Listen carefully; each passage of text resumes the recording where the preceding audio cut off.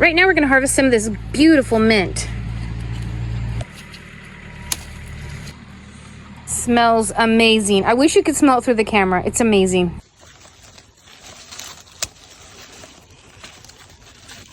Okay, this is going in the freeze dryer. It could also go into a food hydrator, just be hung upside down to dry on its own, outside on a screen. I'm just using the freeze dryer because it's new and fun to play with new things. For winter tea, and I'm not sure if I have enough or not, so I'm gonna gather it all up and go see how well it fits on the trays. I'm gonna strip the leaves off of the plants. That was pretty perfect. It filled these trays up nicely. Last year, for the first time, I made mint jelly and it was really nice. So that if you have a lot of mint, that would be another option. I'll leave a link to the video on that down in the description box if you're interested.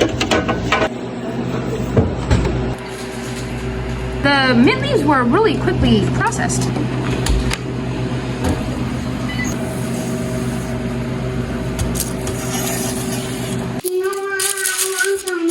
It just crumbles. It's definitely ready. We're just gonna put them in this Ziploc bag for now. I wanna run my jars through the dishwasher first.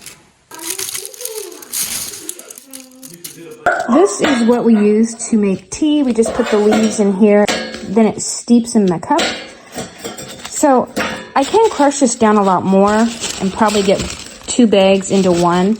I already packaged it, so I'll just leave it for now. But when I put it in the jars, I don't want it any finer than those little mesh on this strainer, because I don't want the gunk in my teacup. I still have some mint from last year, and it preserved really well in the food dehydrator. So I think that's what I would use this for, and not the freeze dryer. Save the freeze dryer more for like meals and stuff that doesn't really go in the food dehydrator.